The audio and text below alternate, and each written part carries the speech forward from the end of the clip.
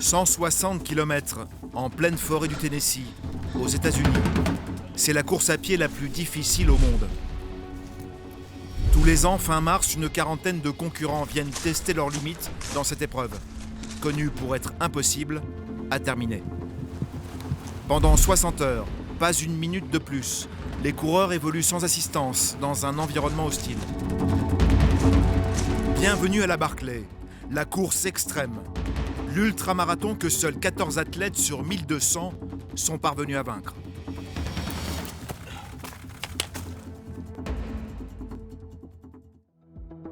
La Barclay se court dans le Tennessee, au cœur du parc de Frozen Head. Un mélange de forêt et de montagne avec au milieu un ancien pénitencier placé là en raison de la nature inhospitalière qui l'entoure. Cette région, Lazarus Lake, 61 ans comptable, l'arpente depuis l'enfance.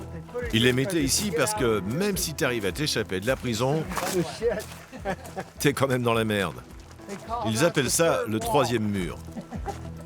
C'est le pénitencier qui est à l'origine de cette course inhumaine, née dans l'esprit de Laz il y a 37 ans. À l'époque, la prison est le théâtre d'un fait divers retentissant. Aux États-Unis, on respire, évadé vendredi, repris dimanche. James Earl Ray, l'assassin du pasteur Martin Luther King, n'aura passé que 54 heures en liberté. James Earl Ray s'est perdu. En 2 jours de cavale, il n'a parcouru que 12 km autour du pénitencier, incapable de franchir la barrière de cette nature inextricable. Son évasion a duré 54 heures. Et je me suis dit, pendant ce temps-là, moi, j'aurais fait 160 bandes là-haut dans les bois. Cette idée m'est restée dans la tête et je me suis dit, ça ferait une course de folie. La Barclay démarre ici, sur ce campement où Laz dirige absolument tout. C'est lui qui a sélectionné les 40 concurrents sur lettre de motivation. Rémi, athlète de haut niveau, toulousain, est le seul Français engagé. Laz lui a envoyé une réponse qui l'étonne encore. Là, j'envoie par mail une lettre de condoléances en expliquant, c'était au 1er novembre, il explique qu'on a la malchance d'être inscrit et qu'on peut encore se retirer, qu'il n'y a pas de honte à ne pas le faire. Tout chez Laz respire la malice. L'inscription, par exemple. Chaque coureur doit présenter une plaque d'immatriculation de son pays et payer 1,60 €, 1 centime du kilomètre. 1,60 €, bonne chance à toi pour demain. Je suis sûr que pour toi, ça va être une révélation, et même un peu plus encore. Parmi les concurrents, il y a Jamil, 30 ans, lui aussi coureur professionnel. Il vient d'Arizona. Il attaque sa 2e Barclay. Ça ressemble au tracé de l'année dernière, non? Oui, c'est à peu près la même chose.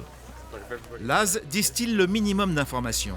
La veille du départ, il distribue un tracé du parcours suffisamment imprécis pour qu'on s'y perde. Les concurrents le recopient sur leur propre carte. Une erreur de 3 mm devient en course un écart de 100 mètres. Et il n'y a ni panneau, ni sentier pour se repérer. Vous découvrez le parcours. Et oui, on essaie de le dessiner à l'identique, être le plus précis possible. Une carte et une boussole, c'est tout ce que Laz autorise en course. Et pour finir de jouer avec les nerfs des concurrents, le patron de la Barclay donne le départ à peu près quand il veut, entre minuit et midi. Ce soir, les 40 coureurs vont donc attendre, dans la nuit et le froid, le bon vouloir de Lazarus Lake. Et bien sûr, il va déjouer les pronostics. Voilà, bon, au début on dort un peu évidemment parce qu'on se dit de toute façon ce sera vers 4-5 heures et finalement de fil en aiguille on se dit qu'on aurait mieux fait de dormir comme il faut et il a reculé jusqu'à 11 heures, je pense qu'on va prendre le départ là dans 1 heure encore.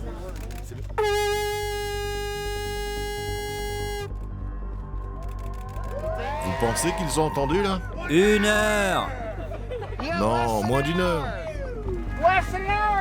Laz fait retentir la conque qui indique aux coureurs qu'il leur reste un peu moins d'1 heure. Ils sont déjà sur la ligne de départ. Est-ce que quelqu'un veut abandonner avant le départ? Et avec ce souci inné de la provocation, Laz allume une cigarette. C'est le signal du départ de la Barclay.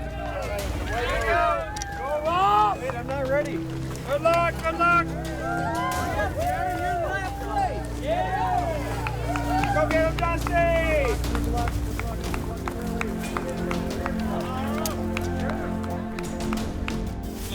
Que la fête commence.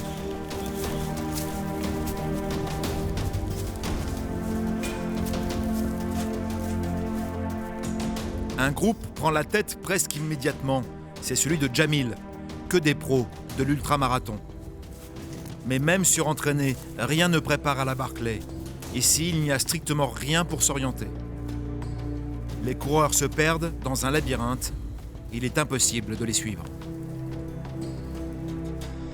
Sans compter tous les obstacles que réserve le parcours, les athlètes les plus chevronnés progressent mètre après mètre.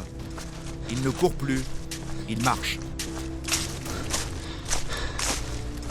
Et cela n'est rien par rapport à ce qui les attend.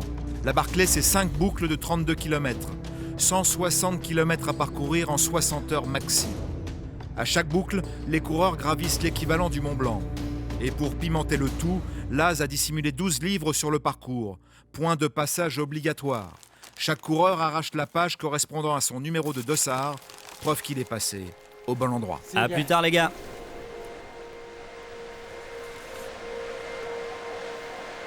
En tête, Jamil qui a creusé l'écart. Cela fait 5 heures qu'il court et il n'a fait que la moitié de la première boucle. Devant lui, la prison. Le parcours passe dessous. Depuis le départ, pas de trace de Rémi le Français qui s'est probablement perdu. Mais derrière Jamil, un petit peloton s'accroche. Il reste une quinzaine de kilomètres à parcourir dans cette première boucle. Une ascension de 2000 mètres. Et déjà, la nuit s'annonce. Pas de nouvelles des favoris, Jamil l'Américain ou Rémi le Français. C'est un outsider qui arrive en tête. Georg, un Allemand. Malgré le froid glacial, il est accueilli par une jeune femme en bikini. 8h47, 46 secondes. Est-ce que c'est Georges, c'est ça? Oui, et il y a un gros groupe juste derrière moi. Ouais, je sais, le groupe arrive. Et soudain, Jamil apparaît. Il finit sa boucle. En marchant pour s'économiser. Il sait qu'il en reste 4, c'est-à-dire 128 km. C'était plus facile que l'an dernier? C'est aussi difficile et aussi long. Je peux même pas l'expliquer. Laz compte les pages déchirées. Il y en a 12. La boucle de Jamil est validée. C'est brutal dehors. L'escalade, l'orientation, ça te demande de penser constamment et de rester concentré. La pause n'est pas obligatoire, mais les coureurs doivent s'alimenter. Des pâtes avalées à toute vitesse car le chrono tourne même pendant le repos. Georg repart pour conserver une chance infime de terminer dans les temps. Maintenant, il va falloir survivre dans la nuit. Jusqu'au matin. Et je me demande tout le temps si je souffre ou si j'éprouve du plaisir.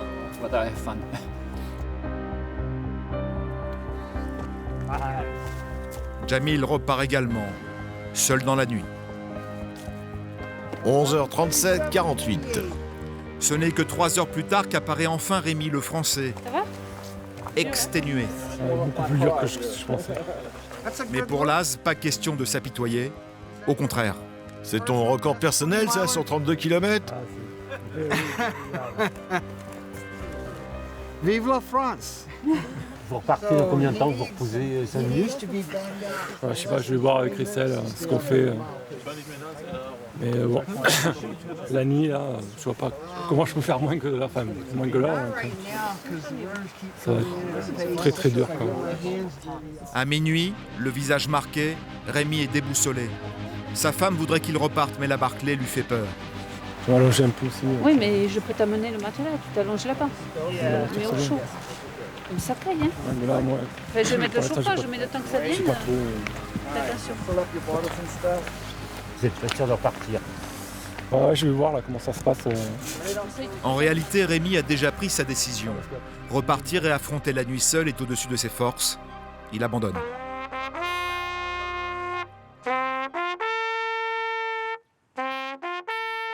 À chaque abandon, le clairon résonne. C'est une tradition. Sur les 40 coureurs au départ, la nuit en a éliminé une trentaine. Ils n'ont fait qu'une boucle. C'est une course très dure. Un jeu très cruel. Vous allez voir, c'est incroyable de voir ce que l'être humain peut endurer. Le lendemain, après 21 heures de course, Jamil, habillé en noir, se présente à nouveau face à Laz. Il a fait une partie du trajet avec John, américain lui aussi, un coureur de la région. Ils finissent la deuxième boucle, premier ex-aequo.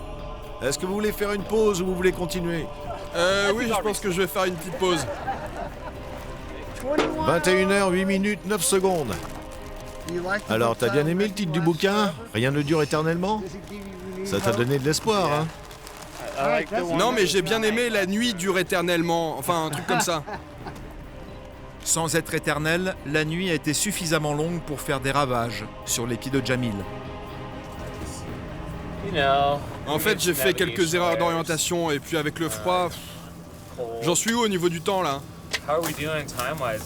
21h et 8 secondes. C'est bien? Ouais. Ok.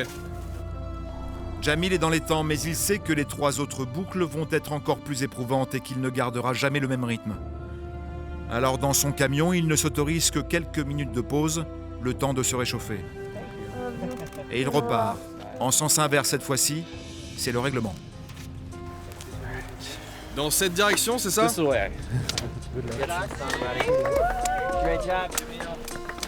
Les quelques repères qu'il avait jusqu'ici sont brouillés. Jamil avance comme il peut dans la forêt. Mais lorsque nous le retrouvons, 4 heures plus tard, la douleur s'ajoute à la fatigue. Il vient de se blesser.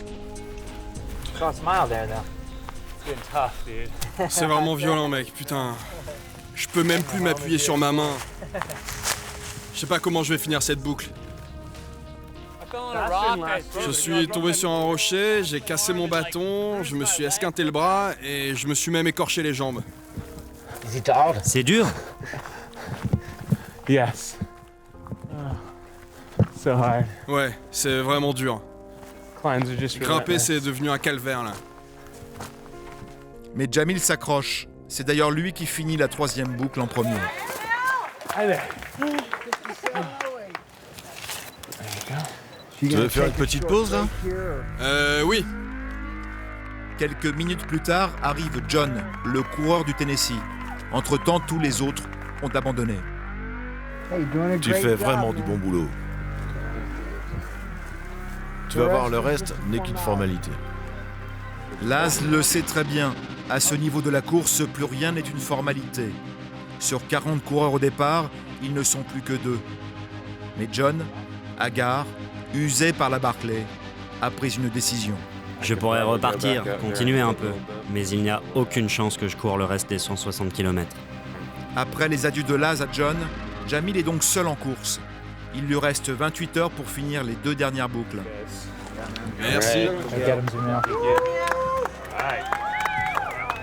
64 km, l'équivalent d'un marathon et demi, alors qu'il n'a pas dormi depuis presque 3 jours.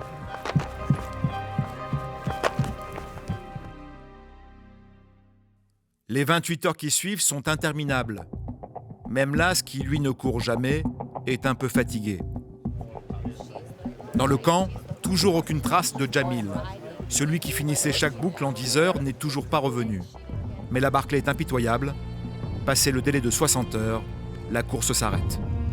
It's over. C'est terminé. The Barclay wins. La Barclay a gagné.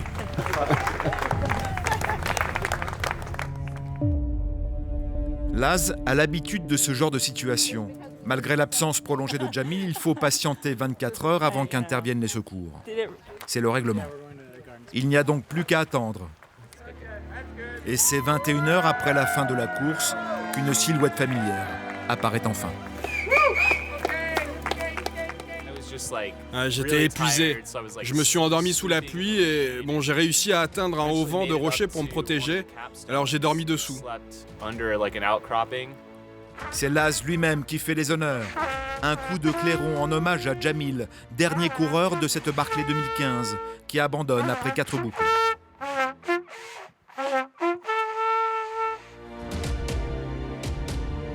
Malgré la fatigue et la douleur, il a déjà décidé, l'année prochaine, il reviendra.